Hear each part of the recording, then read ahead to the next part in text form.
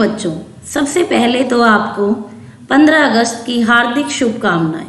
जय हिंद, जय भारत, वंदे मातरम।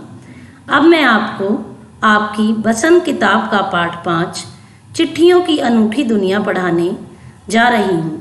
पाठ पढ़ाने से पहले मैं आपसे यह कहना चाहूँगी, मेरे चैनल को सब्सक्राइब करना ना भूलें और ज़्यादा से ज़्यादा अपने फ्रेंड्स को शेयर भी करें।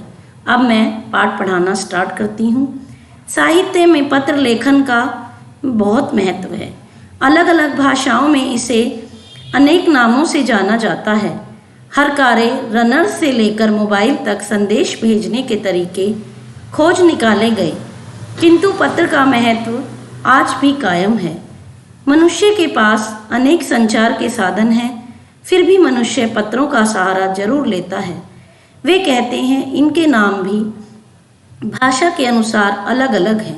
तेलुगु में उत्तरम, कन्नड़ में कागज, संस्कृत में पत्र, उर्दू में खत, तमिल में कड़ित कहा जाता है। आज भी कई लोग अपने पुरखों के पत्रों को सहेज कर रखते हैं। सहेज कर का अर्थ होता है संभाल कर रखना।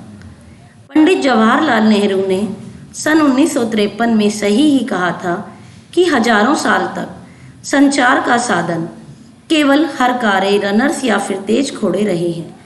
उसके बाद पहिए आए, पर रेलवे और तार से भारी बदलाव आया। बदलाव, परिवर्तन। तार ने रेलों से भी तेज गति से संदेश पहुंचाने का सिलसिला शुरू किया। अब टेलीफोन, वायरलेस और आगे रेडार दुनिया बदल रही है। डाक विभाग की व्यवस्था में पत्र लेखन का आयोजन किया जाता है। इसका आरंभ सन 1972 से किया गया, जिसमें 16 वर्ष तक के छात्र भाग ले सकते हैं। पत्र प्रेषित करने की गति निरंतर संचार साधनों के माध्यम से बढ़ती गई। निरंतर का अर्थ होता है लगातार। पत्रों के अनेक रूप हैं। विभिन्न प्रकार के पत्र अलग अलग विभागों और श्रेणियों में रखे जाते हैं। इन्हें धरोहर के रूप में सहेज कर रखा जाता है। महात्मा गांधी इतने प्रसिद्ध थे कि गांधी इंडिया लिखने से पत्र उनके पास पहुंच जाता था। गांधी जी पत्र लेखन में रुचि रखते थे। वे दोनों हाथों से पत्र लिखते थे। उनके पत्र को लोग फ्रेम कराकर भी रखते थे और जादू का सा प्रभाव मानते थे। टैगोर के लिखे पत्र प्रेरक बन पड़े हैं। प्रेरक, प्रेरणा, अर्थात टैगोर के जो लिखे हुए पत्र हैं वे हमारे लिए प्रेरणादायी हैं, प्रेरणा देने वाले हैं। डाक विभाग के सहयोग एवं लगाव से पत्र लेखन को बढ़ावा मिलता है। लोगों की प्रतीक्षा को सांत्वना मिलती है। जब डाकिया पत्र लेकर आता है तो लोगों को उसे देखकर बड़ी खुशी होती है। इसलिए डाकिया को देवदूत की तरह सम्मान दिया जाता है। बच्चों, यह है लोगो और यह शब्द है सांत्वना। अब आगे प्रश्नों के उत्तर जो कि पाठ से संबंधित हैं। प्रश्न नंबर 1, पत्र जैसा संतोष फोन या एसएमएस का संदेश क्यों नहीं दे सकता? उत्तर, फोन पर सुनी हुई बातें कुछ भुला दी जाती हैं। व्यक्ति का चेहरा सामने नहीं आ पाता, अतः बाद में याद नहीं रह जाती। एसएमएस की बात भी वैसे ही अस्थायी होती है, लेकिन पत्र लेखन में भावों की अभिव्यक्ति तथा उसे स्थायी रूप से रखने, बार बार पढ़ने से जो सुख मिलता है वह फोन और एसएमएस की तुलना में अधिक होता है। प्रश्न नंबर 2, पत्र को खत, कागज, उत्तरम, जाबू, लेख, कड़ित, पाती, चिट्ठी इत्यादि कहा जाता है। इन शब्दों से संबंधित भाषाओं के नाम बताइए।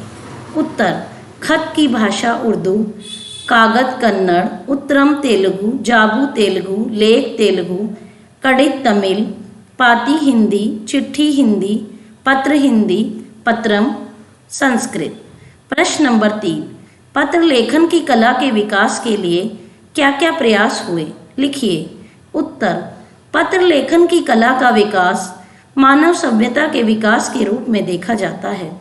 सभ्यता के साथ साथ पत्र लेखन कला का भी विकास हुआ। पहले हर कार्य पत्र लेकर जाते थे और सूचना का आदान प्रदान करते थे। यह कार्य अधिक दूरी के कारण घोड़े दौड़ाकर किया जाता था। इसके बाद पहिए का विकास हुआ। रेल डाक विभाग ने क्रांतिकारी परिवर्तन ला दिया। रेलों के चलते तेज गति से संदेश पहुंचाए जाने लगे। अब यह कार्य हवाई जहाज के माध्यम से किया जाने लगा है। विदेशी पत्र भी हवाई मार्ग से भेजे जा रहे हैं। मार्ग का अर्थ होता है रास्ता। इसी प्रकार विश्व डाक संघ ने प्रयत्न करके सन 1972 से पत्र लेखन प्रतियोगिता का आयोजन किया। इसमें 16 वर्ष तक के बच्चे भाग लेते हैं। पाठ्यक्रमों में भी पत्र लेखन अनिवार्य विषय बना हुआ है। प्रश्न नंबर 4, पत्र धरोहर हो सकते हैं लेकिन SMS क्यों नहीं? तर्क सहित अपने विचार लिखिए। उत्तर, पत्रों की दुनिया अपनी निराली होती है, अनोखी होती है। पत्रों से जो सूचनाएं मिलती हैं उन्हें पढ़कर रिकॉर्ड के रूप में व्यक्ति उन पत्रों को संभाल कर सहेज कर रख लेता है। ये पत्र विरासत में आने वाली पीढ़ी को मिलते हैं। इन पत्रों में पत्रकार के पत्र, व्यावसायिक पत्र, कवि, प्रशासन, किसान, पशुपालन, बागवानी से संबंधित हर तरह का विवरण स्पष्ट होता है। इसकी तुलना में SMS में ऐसी स्पष्टता, विस्तार, आंकड़ा तथा स्थायित्व नहीं होता। अतः पत्र धरोहर हो सकते हैं किंतु SMS नहीं। प्रश्न नंबर 5, क्या चिट्ठियों की जगह कभी फैक्स, ईमेल, टेलीफोन तथा मोबाइल ले सकते हैं? उत्तर, विज्ञान के प्रभाव से बदलती हुई दुनिया में पत्र लेखन का समय बचाकर फैक्स, ईमेल तथा मोबाइल का प्रयोग जोरों पर चल रहा है, किंतु चिट्ठियों की जगह इनमें से कोई नहीं ले सकता, क्योंकि पत्र लेखन में लेखक की भावना, उसकी कला, शब्द चयन, भावाभिव्यक्ति एवं संप्रेषणीयता होती है। इसके अतिरिक्त पत्र को संभालकर बार बार पढ़ने के लिए रखा जा सकता है, किंतु मोबाइल का मौखिक संदेश नहीं रखा जा सकता। अतः पत्र का स्थान ये साधन नहीं ले सकते। अब पाठ से आगे के कुछ अन्य प्रश्न। प्रश्न नंबर 1, किसी के लिए बिना टिकट वाले लिफाफे पर सही पता लिखकर पत्र बैरंग भेजने पर कौन सी कठिनाई आ सकती है, पता कीजिए। बच्चों, यह शब्द है वाले, ना कि सावे। अब उत्तर, डाक विभाग ने पत्र वाहन के लिए खर्च निकालने के उद्देश्य से टिकट लगाया है। यदि पत्र पर टिकट नहीं लगाया जाता तो वह बैरंग बन जाता है। ऐसा पत्र जिसे भेजा जाता है उसे टिकट का दो गुना पैसा देना पड़ता है। यदि पैसा न दें तो बैरंग पत्र पोस्ट ऑफिस में जमा रह जाता है। प्रश्न नंबर 2, पिन कोड भी संख्याओं में लिखा गया एक पता है, कैसे? उत्तर, डाक भेजने के लिए शीघ्रता तथा सीधे भेजने के लिए भी पिन कोड का प्रयोग किया जाता है। यह कोड संख्या हर शहर, हर देश, हर राज्य, हर जिले के लिए अलग अलग होती है। सही पता पिन कोड का सफल एवं संक्षिप्त रूप है, संक्षिप्त छोटा। अब पाठ से आगे के कुछ अन्य प्रश्न। प्रश्न नंबर 1, ऐसा क्यों होता था कि महात्मा गांधी को दुनिया भर से पत्र महात्मा गांधी इंडिया पता लिखकर आते थे? उत्तर, महात्मा गांधी राष्ट्रीय स्तर के नेता थे। वे अंतर्राष्ट्रीय नेता के रूप में भी प्रसिद्ध थे। अतः भारत में जहाँ भी रहते थे उनके नाम से पत्र पहुँच जाते थे। पत्रवाहक को उनका वर्तमान पता मालूम हो जाता था। समाचार पत्रों से भी इसकी सूचना मिल जाती थी। अब अनुमान और कल्पना पर आधारित प्रश्न। प्रश्न नंबर 1, रामधारी सिंह दिनकर की कविता भगवान के डाकिए आपकी पाठ्य पुस्तक में है। उसके आधार पर पक्षी और बादल को डाकिए की भांति मानकर अपनी कल्पना से लेख लिखिए। उत्तर, पक्षी अपने पंख फैलाकर फड़फड़ाकर अपना मधुर संदेश धरतीवासियों को देता है। हवा में फैले सुगंधित पराग कणों को दूर दूर तक बिखेरता है। इसी प्रकार कालिदास विरचित मेघदूत के अनुसार बादल भी वर्षा काल में विशेषकर दौड़ते हैं तो आकाश का संदेश धरती को दूर दूर तक सुनाते हैं। धरती के कोने कोने से लेकर संदेश लेकर आकाश को सुनाते हैं। आकाश को पेड़ पौधों के संदेश भी सुनाते हैं। इसी प्रकार आकाश का संदेश पानी बरसाकर ठंडी फुहारों द्वारा पेड़ पौधों को सुनाते हैं। अतः बादल भी पत्रवाहक का कार्य करते हैं।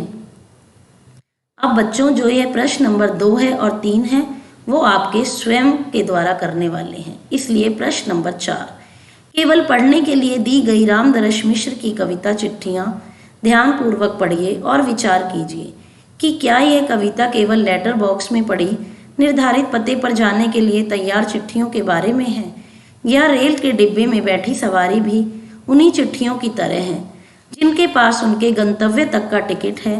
पत्र के पते की तरह और क्या विद्यालय भी एक लेटर बॉक्स की भांति नहीं है जहाँ से विद्यार्थी उत्तीर्ण होकर अनेक क्षेत्रों में चले जाते हैं। अपनी कल्पना को पंख लगाइए और मुक्त मन से इस विषय में विचार विमर्श कीजिए। उत्तर: कवि श्री रामदरस मिश्र ने इस कविता में यह स्पष्ट किया है कि धीरे धीरे मानवीय संभावनाएं बढ़ती जा रही हैं। इसके पीछे एक ही कहानी है, मानव का आत्मविश्वास, विकास के प्रति जागरूकता। यदि मानव विकास करता है तो दूर दूर तक पहुंचेगा, अन्यथा आत्म केंद्रित बनकर रह जाएगा। ज्ञान के विकास के साथ जीवन जीने की सुविधाओं की तलाश में वह आगे बढ़ता गया, देश विदेश में भ्रमण करता गया, पत्र के समान स्थान स्थान पर आता जाता रहा। संवेदना शून्य मानव चिट्ठियों की तरह जड़ के समान आत्म केंद्रित बनकर रह जाता है। अब भाषा की बात पर आधारित प्रश्न के उत्तर। प्रश्न नंबर 1, किसी प्रयोजन विशेष से संबंधित शब्दों के साथ पत्र शब्द जोड़ने से कुछ नए शब्द बनते हैं, जैसे प्रशस्ति पत्र, समाचार पत्र। आप भी पत्र के योग से बनने वाले 10 शब्द लिखिए। उत्तर: सम्मान पत्र, मांग पत्र, प्रमाण पत्र, चरित्र प्रमाण पत्र, संवेदना पत्र, व्यक्तिगत पत्र, व्यावसायिक पत्र, कार्यालयीय पत्र, परिपत्र, विभागीय पत्र। प्रश्न नंबर 2, व्यापारिक पत्र व्यापार के साथ इक प्रत्यय के योग से बना है। इक प्रत्यय के योग से बनने वाले शब्दों को अपनी पाठ्य पुस्तक से खोज कर लिखिए। उत्तर: इक प्रत्यय के योग से बनने वाले शब्द स्वाभाविक, साहित्यिक, व्यावसायिक, दैनिक, प्राकृतिक, जैविक, प्रारंभिक, पौराणिक, ऐतिहासिक, सांस्कृतिक। प्रश्न नंबर 3, 2 स्वरों के मेल से होने वाले परिवर्तन को स्वर संधि कहते हैं, जैसे रविंद्र, रवि प्लस इंद्र। इस संधि में है ई प्लस ई बराबर बड़ी ई हुई है, इसे दीर्घ संधि कहते हैं। दीर्घ स्वर संधि के और उदाहरण खोज कर लिखिए। मुख्य रूप से स्वर संधियां 4 प्रकार की मानी गई हैं: दीर्घ, गुण, वृद्धि और यण। ह्रस्व या दीर्घ आ ई उ के बाद ह्रस्व या दीर्घ आ ई उ आ आए तो ये आपस में मिलकर क्रमशः दीर्घ आ, बड़ी ई, बड़ा ऊ हो जाते हैं। इसी कारण इस संधि को दीर्घ संधि कहते हैं। जैसे संग्रह, संग्रह प्लस आलय, संग्रहालय। महा प्लस आत्मा, महात्मा। इस प्रकार के कम से कम 10 उदाहरण खोज कर लिखिए और अपनी शिक्षिका अथवा शिक्षक को दिखाइए। उत्तर: हिम प्लस आलय, हिमालय। छात्र प्लस आवास, छात्रावास। कवि प्लस इंद्र, कवींद्र। राजा प्लस आज्ञा, राजाज्ञा। भानु प्लस उदय, भानुदय। हिम प्लस आचंदन, हिमांचंदन। हिम प्लस अंग, हिमांक। हिम प्लस अंशु, हिमांशु। वृत्त प्लस आकार, वृत्ताकार। महा प्लस आशय, महाशय। बच्चों, अब मैं इस वीडियो को समाप्त करती हूँ। धन्यवाद।